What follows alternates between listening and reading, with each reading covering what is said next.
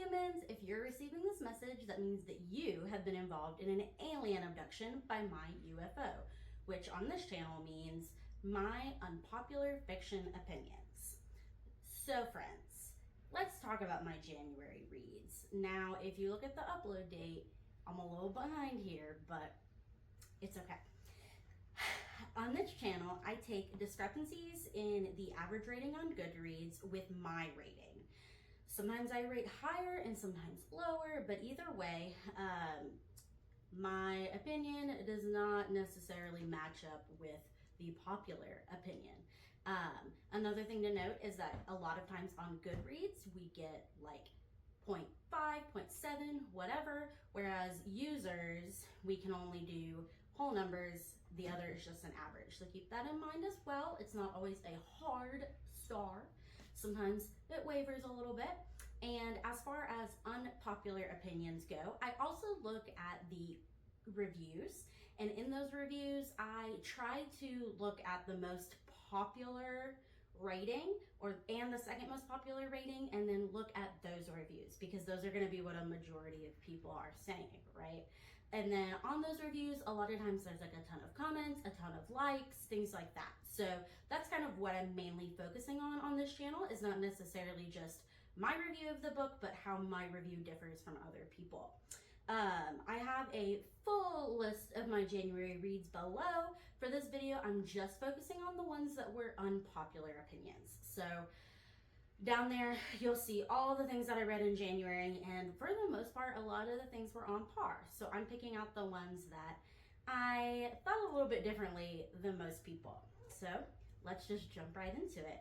So these are in order of when I read them. Now keep in mind, there were other books sprinkled in between. So yes, that can influence kind of what I read before, what I read after, can kind of influence my opinion sometimes. But the first one that I started with in January was The Best Way to Kill Your Husband by Alexia Casale, I think is how you say that. So disclaimer, I got this as a gift. I did not pick it out myself, so overall I was not overly excited, but the person that gifted it to me, they were excited about it. They really liked it. They thought I would find it entertaining, so I gave it a go. NF list, because it was a gift, I wanted to give it an earnest try, so here we go. In Goodreads, it was a 3.69, and for me, I rated it a 2. Remember, this is The Best Way to Kill Your Husband. That's the title of the book. So overall, like it's more leaning on the 4, or on the, towards the 4 end of the 5-star scale. So, it's a little bit further, it's a little bit more than a whole star point for me. So I guess maybe I just don't have the right kind of humor. Maybe I didn't appreciate the topic. I feel like when you have these big, heavy topics, it's not always the most appropriate way to approach them. So that was kind of my thinking behind this. And then I'm going to go through some things that people said about the humor and the topic that I don't quite agree with. So there was good characterization, is what some reviewers said, and I didn't really connect or really care for any of the characters. So there's that. I really don't think that this author put much effort into that characterization. Lightens the mood that for something that could be a very sinister plot point, heartwarming, shows justifiable violence. None of that I don't really feel after reading this as well. Like I said, maybe I just don't appreciate the topic. Spoiler alert, not very spoiler-y, because you find out within like the first few pages, but this is largely a commentary on domestic violence and tries to kind of shine a light on the point of view of those who have been abused. I didn't find it was a super appropriate or tactful way to show this commentary, but I guess for some people, that humor was, needed. So I just didn't feel like that was appropriate. There were comments on how the title is funny and making jokes about how their husbands should be worried. These were things that people were saying, like, LOL, like, you know, my husband's gonna be worried when he sees this title, or like, just bought it to worry my husband. Like, I don't really think that jokes like that are very funny. I think that there's a very fine line. But anyway, somebody also said not as many practical tips as I was hoping for. Okay, now aside from like my other comments about the appropriateness, like, let's throw that out the window for a second.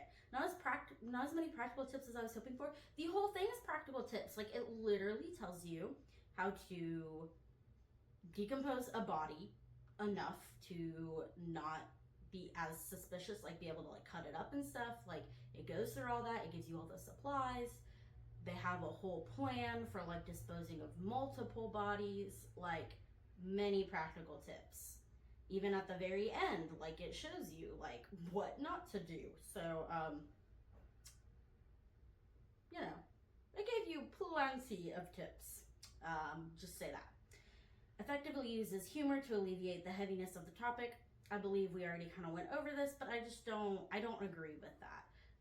I think that you could have introduced humor, but it really just should have been in a more tactful way. Like I said, I really felt like DNFing this book. I was not a fan, but, you know, since it was a gift, I did want to, you know, give it a really good try. Sorry, here is Zeddy. He is in the shot here. My little alien kitty. So, anyways, yeah, so catching your attention, takes you on a roller coaster ride. Really didn't feel that. For me, it was pretty flat. And then about domestic violence in a way that was lighthearted, handled with care. People really liked that it was a book about female friendship when husbands are out of the picture, and they really liked the ending. So these were all things about like characterization, the you know, overall storytelling of it, and these were just things that I did not feel. And so, like I said, maybe my humor is wrong, maybe I didn't appreciate the way that this topic was presented, but overall I felt like, you know, the female friendship, sure, cool, that's good, but I really think, and oh, by the way, this whole thing like centers around like the pandemic and social distancing and stuff, and so like, one, that wasn't really funny to me because it was just like very on the nose, very just, you know, I didn't really find any of it funny. So there's that. And ending was really bad, which gets us into, I didn't really personally care for the writing style, the plot, the characters. It all fell flat for me, which really was kind of unpopular as far as like, people felt like this was a book that most people would enjoy. And thinking about all the people in my mind, I don't think that I would recommend this to any of them. Maybe I don't know the general population well enough.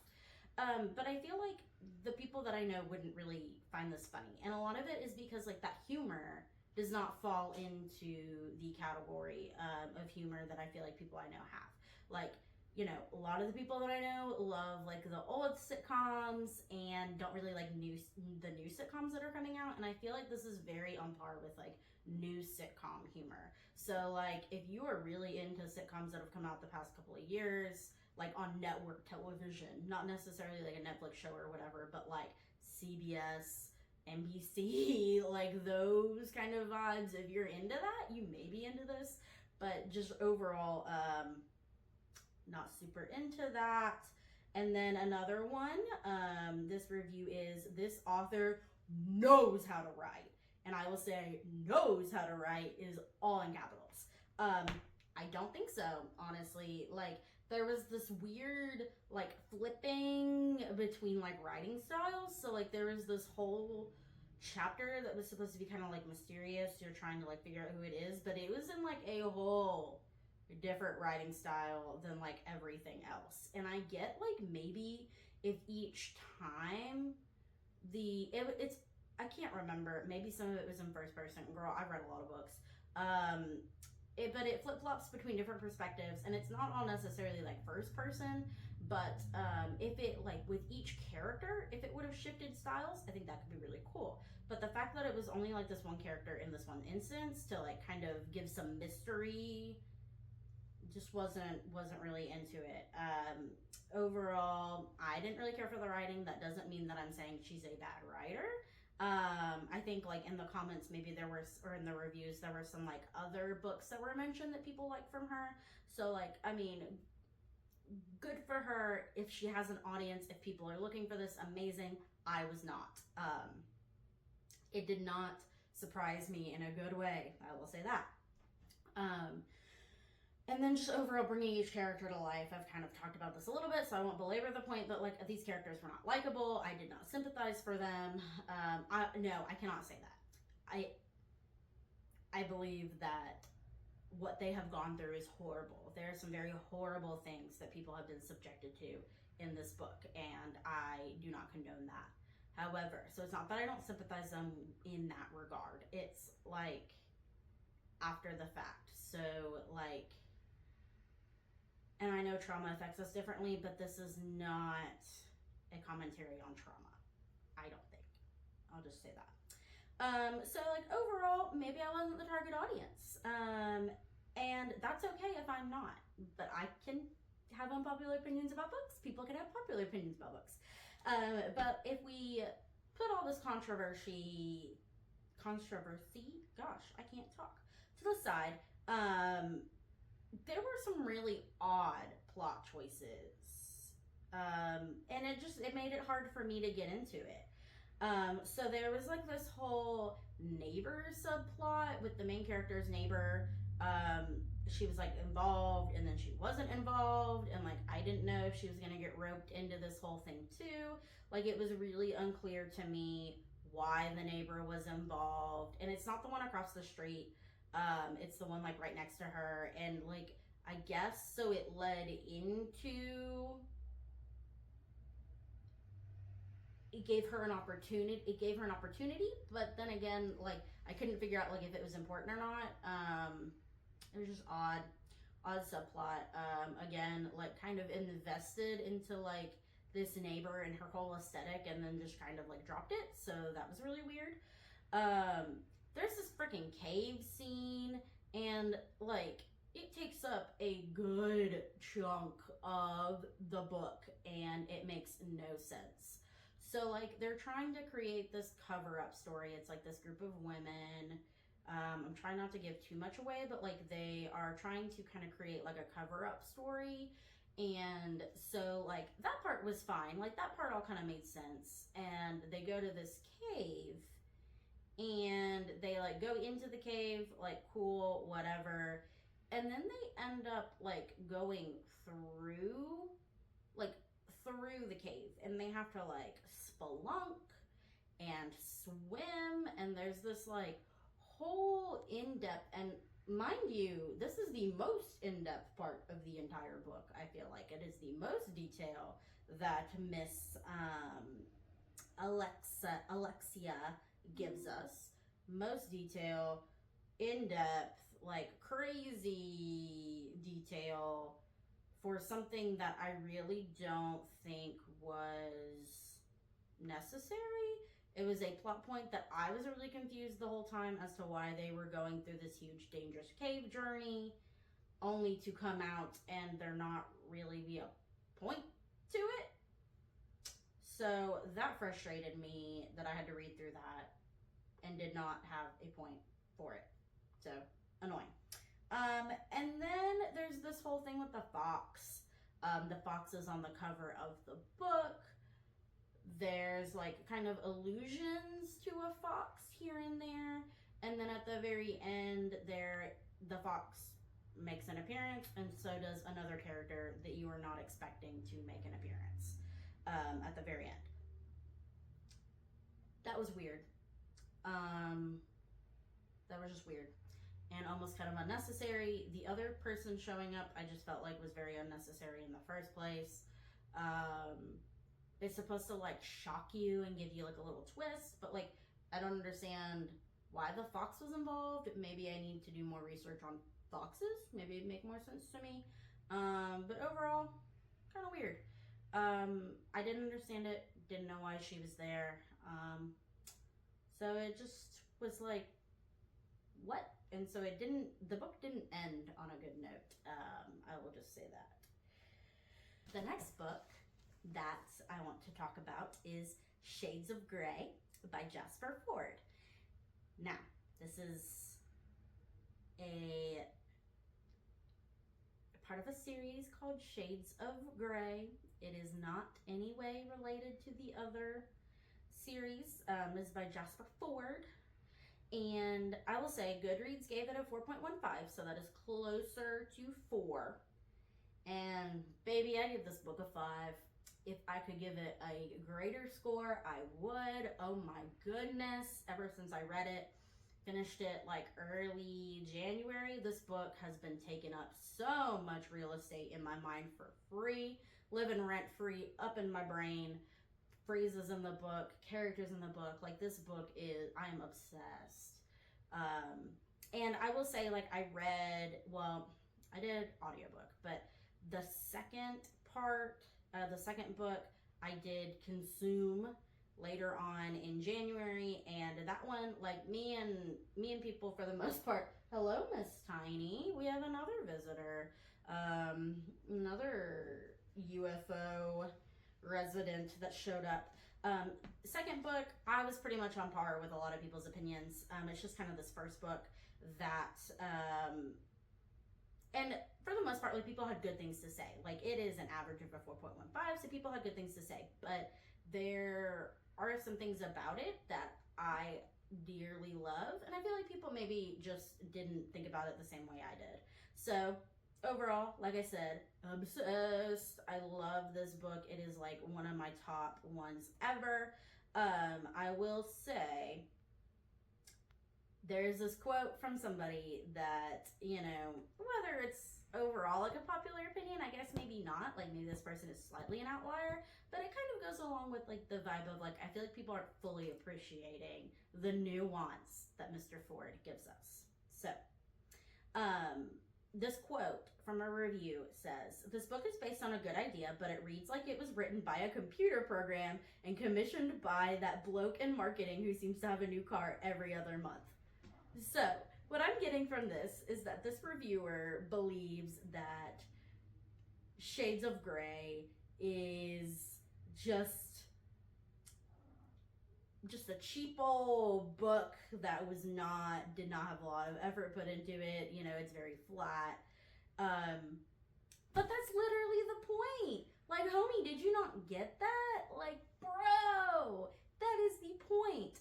So, for those of you who have not heard of this book, don't know much about this book, it is basically like kind of like alternate reality, kind of dystopian kind of thing. The first one was written like quite a while ago, and the second one recently came out. There's a lot of controversy around that. The fact that like it took so long, well, not really controversy, but a lot of like disgruntlement. But literally the point is that these people have kind of been stripped of a lot of what makes us human. The people are pretty like flat. It is a society based on like strict rules, strict etiquette, things that are allowed and not allowed, with a bigger focus on what is not allowed. And so, like, yes, it sounds like it's written by a computer program. And yes, there is a lot of stuff about, you know, how the people are just all over the place. There's some very shady characters. People are like punished for trying to be different, trying to think too much. Like, oh my gosh, it is so good. So I guess this person didn't get that like a lot. So it is from a first person point of view. It is a narrator, who is like, sorry. It is first person point of view. And then like just it being narrated, oh my gosh, like just a lot of it's like black and white, matter of fact telling of a story, except they are curious and don't really know fully what's going on. So like the way that they experience things, and then like how that experience is shaped by their perception, and then later on, like, you learn what's really going on, except not fully, because there's still a lot of questions by the end of the second book. But oh my gosh, like, that is the point. And so, like, a majority of this book, absolutely hilarious. I thought very well set up and detailed. I could, like, detect purpose and, like, the setup. Like, I thought it was brilliant. It was genius to me. I could kind of sense it the whole time. Like, things are set on purpose. So apparently, either I totally overanalyzed and just made up intentions, or you know, maybe me and Jasper are just like 100% like on the same page. Like, me and him, we got this. Like, I feel like I'm in his mind. Maybe I'm wrong, but hello, I am back. This is part 2. Alright, so if anything looks odd, just so you know, I had to take a break. I had a book club meeting. I'll get to that in a second about the book club I'm in. But, so if anything looks different, that's because I am filming part 2 of this a couple hours later. But I really feel like I got it. You know, even if that wasn't the exact intention, you know, art is for somebody to interpret. There are some reviews that I feel like counter that idea. A lot of people comment on it not being overly original, and mostly just kind of like silly. I feel like most of the things that were in this book were very intentional. I didn't really feel like they were silly. Like, there were some things that obviously, like, I was laughing at, and they were kind of like outlandish and ridiculous, but like, it kind of went with that theme of this like ridiculous, overly etiquette focused world. One guy seemed very upset in the reviews over the like general world building, so like, I don't know exactly what he was so upset about, but that was, you know, his opinion, I guess. And it seemed like overall, like, people just thought it was just like a silly thing. But I felt like it was really like commenting on, you know, the dangers of becoming like overly standardized in a society. Other reviews were talking about it, him overusing stereotypes and making pointless decisions. I feel like everything was very deliberate, like, based on, you know, especially later on, like, seeing all, like, the kind of decisions that he made. And I get, like, I am reading it one right after the other, whereas some people read it very far apart, and so it may seem a little less deliberate, but, like, even when I was reading the first one, like, I could tell, like, a lot of the weird little details, like, that's probably a reason for it. So again, maybe I'm just overanalyzing, but that's how I felt. One very interesting thing talked about how overall it seemed like it was untimely as far as like when this was released. You know, his social commentary might not have been, you know, on point. And, you know, a lot of it was like overplayed themes and messages, which I could kind of see, but overall, like, I don't really think that it was necessarily overplayed. I think that it kind of has like a different take on things. And then use of red, this is like somebody specifically said, the use of red is not logical and today's world is not connected to good things. So basically commenting on like, reds are looked at as being almost semi-superior because in the whole colortocracy, so society is based on like what color you can see and how like, and those associations, and so like primary colors obviously are going to be like at the top, so like red, blue, yellow at the top. And so this is like saying that the focus on red isn't necessarily associated with good things in today's society, you know, like communism and things like that. And that is like really, like, I feel like maybe I could have been overanalyzing, but I think that's like way overanalyzing. Like, it takes symbolism to a different point. And I don't think that your use of red has to mean that, you know. So I think that was a little bit of like a little bit of a stretch. And I don't necessarily know if that was all that important. But overall, there were a lot of comments about how listening to the audiobook really like gave it life. And I definitely agree with that. I did listen to an audiobook. I don't know the experience not listening audiobook, just like reading it traditionally. But I really think that like immersed me in. I don't know if like reading it, if I would have been as engaged, because the narrator really, or the reader really did do a good job of like getting to like the sarcasm of it, and just kind of like his voice really brought it to life. So I did think that that was good. Again, I read the sequel soon after finishing, and so like I think that those who like read and listened to the sequel Red Side Story, I feel like I was kind of more in line with a lot of that commentary, because I did look and see what people said about that. And so I feel like those reviews, I was more in line with that. So I do think that there was some validity to the fact that like one, audiobook helped, and reading them in succession did help. I think that a lot of people read it. It like deepened my love for this series, because I really do like absolutely love it, especially compared to people who had to wait and kind of were stuck on this line, because I am doing this review after listening to Red Side Story as well. So I am very much in love with this whole world, this whole story that Jasper Fforde has built, which has inspired me to read some of the Wizard of Oz books. And so I read about 4.5 of the original L. Frank Baum books, and so I would really encourage you all to look into that if you read Shades of Grey, Red Side Story, anything, or these two things by Jasper Fforde. I do recommend that. So that's all I'm going to say about that for right now. Okay, so the next book I read was the Book of George by Kate Greathead. This is another book that I cannot stop thinking about. Goodreads only gave it a 3.44. I give it a 5. I am so into this book. I have really strong feelings.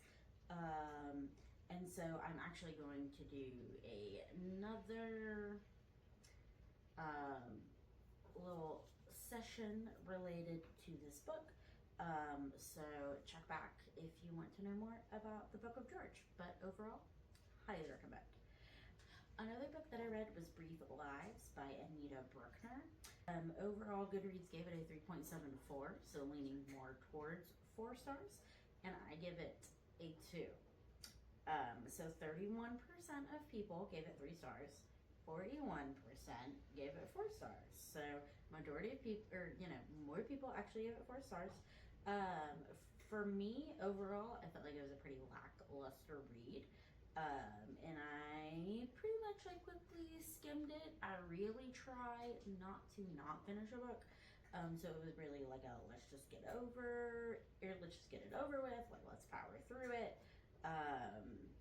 Some comments that I really didn't agree with in that regard, of like being lackluster and just kind of let's get through it. People really felt like the one character, Julia, really redeemed this book. So I will tell you, this book was largely just kind of like one of those books where nothing really happens. It's more of like the main character kind of reflecting on her life. And she has this acquaintance, Julia, and people really felt like people who rated it more highly felt like she really had something to add. Like her character was, full of it. Honestly though, like I really feel like nothing really stood out, and you didn't really get enough detail of Julia to really kind of get that. At least I didn't. I feel like maybe some of it was the fact that it was like looking back instead of you like actively experiencing. Maybe that was some of it. Like it seemed very like passive, her just recounting. There was nothing really that was like shocking that I was like, oh, Julia, like so I don't really feel like her character redeemed the book. she was there, but I don't feel like she was present enough for it to stand out to me. Some people thought it was hard to put down. It was hard for me to pick up, let me say. Like, I'm a pretty quick reader. A little bit difficult. Now, this one review was talking about how her husband just picked up this book from the cheap bin. It was 25 cents. And this woman was not expecting much, but she felt like it transported you to a different time, a different place, a different emotion. Now this was like set, you know, it was written in the 90s and it was set like a few decades prior. So it was really just kind of like it took you through this lady's like adult life, transporting you, you know, through her struggles. I will say that I also got it for 25 cents. I got it at my resale bookstore. The title kind of grabbed me and I read it and I was like, this sounds interesting. So I got it. I was curious about it. I really was. And I did not have the same feelings. But that's okay because I really don't know that I was the target audience, you know. Like I said, this was written in the 90s and it was very much like a woman looking back over her life, you know, not really feeling fulfilled by it. And, you know, I'm someone who loves nothing really happening. You know, J.D. Salinger, I have read 2 books. I've read, of course, Catcher in the Rye, and I read Franny and Zoe, and that is like, that book was great. Literally just hearing 2 siblings talk while one of them's in the bathtub. Like, so I am not necessarily, you know, needing an action-packed story, but I do need, like, give me something. And Anita, dear, you were not giving me something. However, like, a lot of people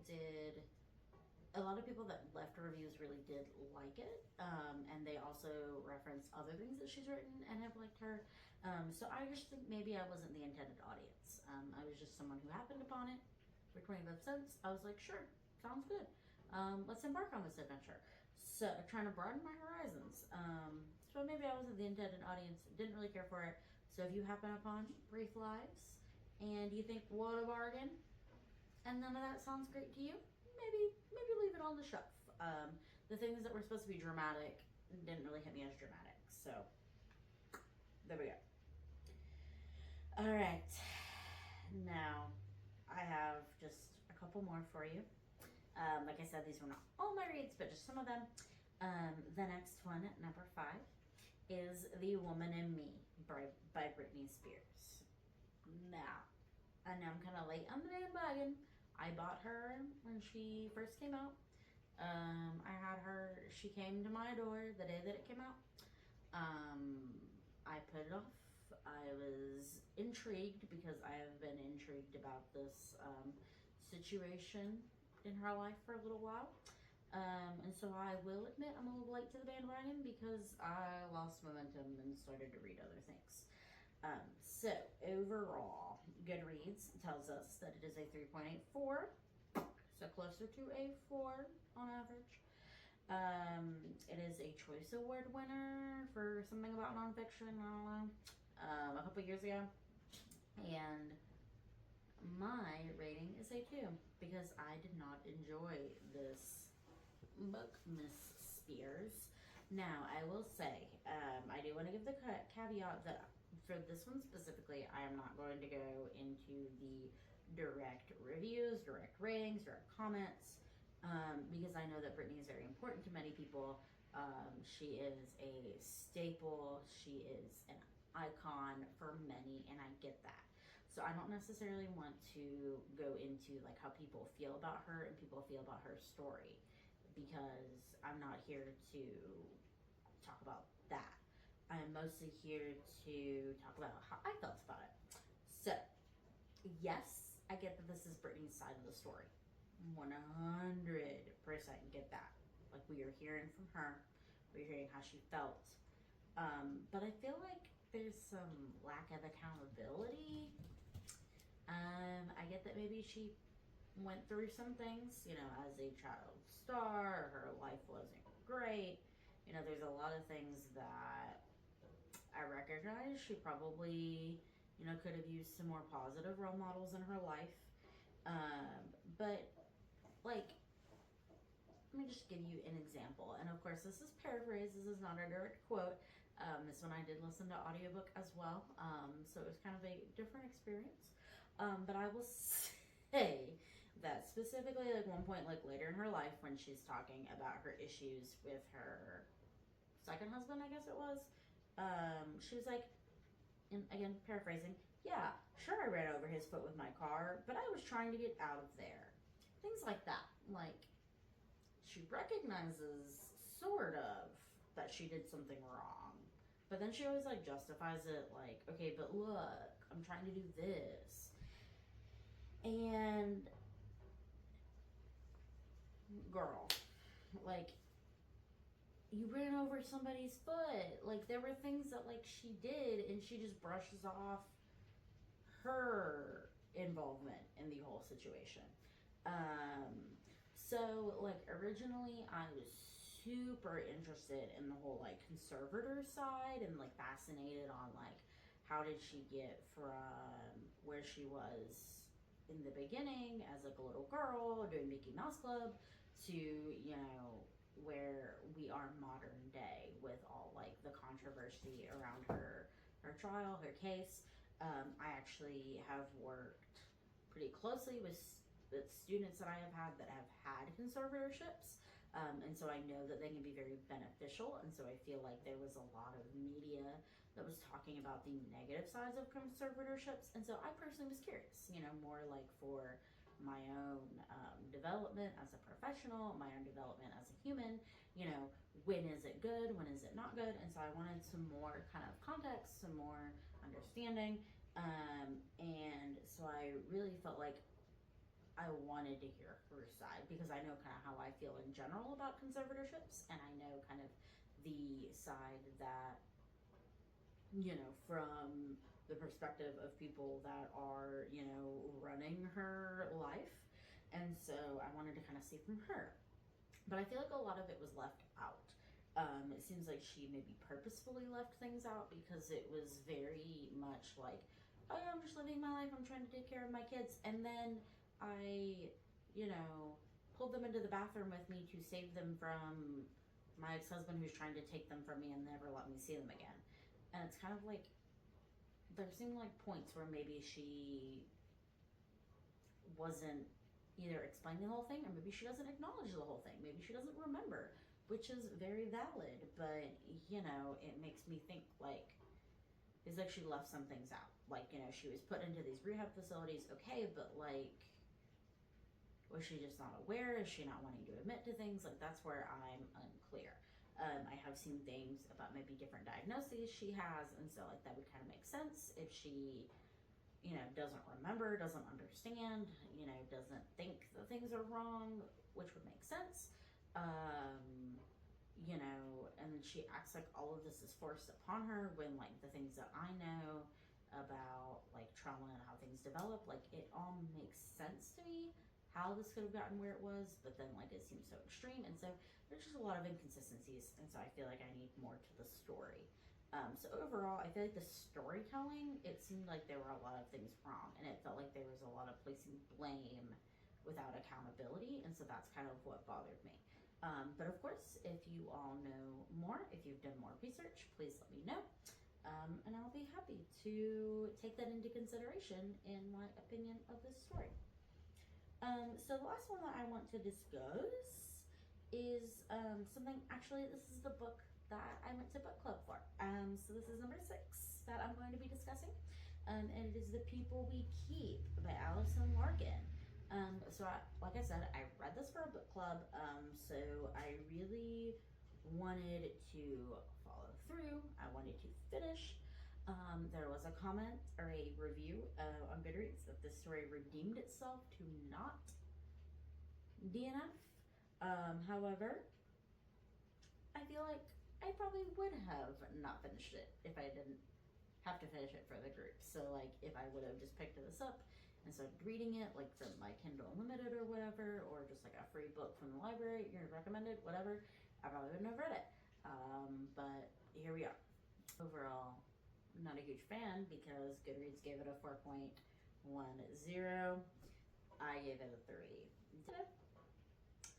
So, 55% gave it a 5-star, but 42% gave it a 4-star. So like way over the majority of people are giving it like 4 to 5 stars above what I feel like it probably should have been.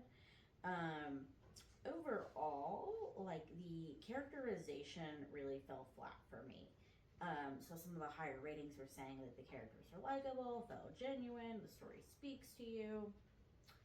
I really don't know that the characters were that like genuine and likable, honestly. Like I did not overall care for the characters. There wasn't really anybody that like, you know, I could really attach to. Everybody just kind of seemed kind of one note. It felt more like I was watching like a show or a movie rather than being immersed in a book. Like I feel like there are a lot of things that, like for me, books become more emotional and more involved than like a movie or a show. And so I felt like this was very much just like watching something happen without that like, you know, deep extra explanation, kind of the nuances. People really thought that April was wise beyond her years, that she was a heroine, she was raw and real. A little spoiler alert, I don't think that April really has any character development. I feel like she doesn't really learn any lessons. I feel like she just kind of floats along. I didn't really like her at all, and this story like centers around her. People come and go in and out of her life, and she to me was likable 0% of the time. So you see why it's a problem. One review that really like I didn't quite understand, but people still were like commenting and liking it and everything, was that they were interested in seeing what April would do next. Like, what is April gonna do next? Where is she going? And like I guess I kind of get that. But the second part of this review was that she is living her best life. I'm sorry. Running away from home, being in and out of people's lives, not having a place to live, living like, not even paycheck to paycheck, like living like, you know, tips to tips, you know, like, and not even like good tips at the Chili's, you know, living like very meager, like few dollars at a time, for a majority of the story. You know, at one point she's like living on the beach, like being a busker, getting a few dollars, and then, you know, eating dinner and then living in this house that like she broke into, and then getting caught. Or did she get caught? I don't know, whatever. Anyway, not living her best life. So, a lot of people that were reviewing this don't know if they fully, like, understood what was happening here. So that just makes me a little, not sure. I'm not sure that I trust the people reviewing this book. Overall, the writing to me was not memorable. I will say that in my book club, I actually had the opportunity to hear from Allison, or Allie. She kind of zoomed in or FaceTimed in to our group, and that was really, really cool. And I really appreciate her taking the time to, like, you know, connect with readers, and I thought that was really awesome. So in no way or shape or form am I saying that her writing was bad. I just feel like it didn't really speak to me. Like, it seemed surface level. I know she explained that she worked really hard on this book, and she worked on it over like years and years, so the story was developed, and I feel like the story was, you know, as a whole pretty like intricate. And I feel like, yeah, she did talk about how she had to kind of fight to get the story out there, which like I understand, but I feel like there could have been maybe more explaining that made this book a little more palatable. I feel like maybe some of the things could have happened that would have made this a little more consumable. But a lot of fans that love this book didn't feel that way, and so I guess they felt what Allie was trying to convey, that it is emotional, it brings up emotions, it brings a smile to your face. There was a lot of commentary on landing, like, this is what people needed, you know, like it came right space, right time. Simple but enjoyable, highlights deep topics. And I guess kind of what my problem is that, like, yes, it highlights these deep topics, but kind of like going back to the first one, How to Bury Your Husband, I felt like these deep topics maybe weren't talked about in the way that maybe we should be talking about them. And so that may be nitpicky, that may be like me just wanting it to mean more than it does. I just feel like maybe, yes, it highlighted it, but maybe we were like glossing over a lot of things. Like, authors are empowered to make lessons and stories out of things, and I feel like it was kind of just like saying that all this is okay. And it is a different time when it was set, but I don't know. Describes vividly. I really couldn't like fully picture everything. I don't really know how vivid that was. It didn't really like transport me anywhere. Incorporation of music and lyrics.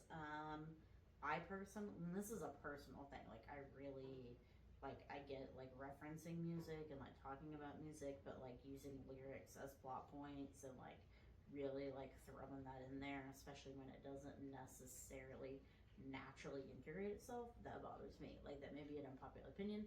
Please don't put music lyrics in your story unless it is like explicitly moving the story forward. But overall, I really could care less about the music lyrics, but that may just be a personal thing. Heartbreaking, biting nails, feeling something deep down, hype being well deserved, all of those things, I'm sorry, I did not feel. That's just not me. So that gets me to this kind of thing about how maybe like this just wasn't for me. You know, maybe I'm not the audience. I feel like it like kind of touched a little bit on like trauma and like how things affect you, but it was really like surface level, and I feel like it didn't really highlight the exact impact. I feel like it really didn't, you know, it like kind of started a conversation that it was afraid to finish, is kind of what it felt like. The end just kind of dropped off, and you know, maybe it's good for just the reader that's just kind of wanting to like get through it, wanting to hear a story. It didn't really make me feel good because I feel like there were a lot of things that were kind of like, you know, is she ready for this next step in life? Like, is she actually going to have support? Like, she doesn't have a plan, but like, yes, she could pull it out, but then like, I don't know, it just seemed like if you're creating this world, why are you creating such a world with holes and like plot points missing? But maybe that's just me. And I really feel like, so it really reminded me of like other things that I've read. So I did come off of my January reads, was where the Crawdads sings. Oh my gosh, love. Reviews. So the reviews reference that and another book, and so like I kind of got that. I didn't know the other book that they were referencing, but like I get that, like where the Crawdads sings, and then it also Run Rose Run by James Patterson and Dolly Parton, which I think she is up there on my bookshelf. She was a DNF. Maybe I'll get back to her, I don't know, but it was very much like that, like very much that trope of like wannabe music artist runs away for whatever reason, tries to make it big, however, like she kind of, you know, in this book April kind of falls flat, but then she has like the where the Crawdads sing, as far as like, you know, kind of like abandoned, raising herself, finding her own way, except I felt like in that story Kaya does it way better. So it kind of had these like other themes, other stories going on that it reminded me of, and so maybe it was just like when I read it, you know, kind of like some people said, you know, it hit at the right place, right time. Maybe it hit me wrong place, wrong time, you know, coming off of like this kind of powerhouse character of like taking a trauma and making something out of yourself. I feel like April fell flat, where she like didn't really make anything out of herself, and that's okay. Like, it's okay to tell that story, but I feel like there needed to be some indication of like that's okay. Like, I felt like the author was very neutral And if you're writing a story like this, I feel like the author needs to like show that they have an opinion. Like, why are they writing this? Are they saying it's okay? Are they saying, you know, April needed more guidance? Like, what is she trying to say? And I feel like that's really why I struggled. Also, this comment here, I don't know what that means. If any of you do, let me know. In my recollection, it did not have a lot of like comments and likes, so whatever that's supposed to mean, I don't know, but I just felt like that was important to leave that here. So, also, can we please acknowledge the fact that this book is considered a historical fiction?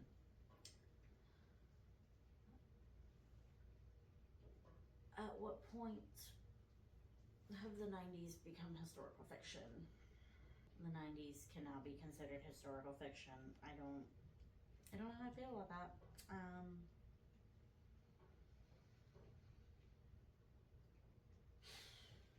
Yeah, let's just move on from that.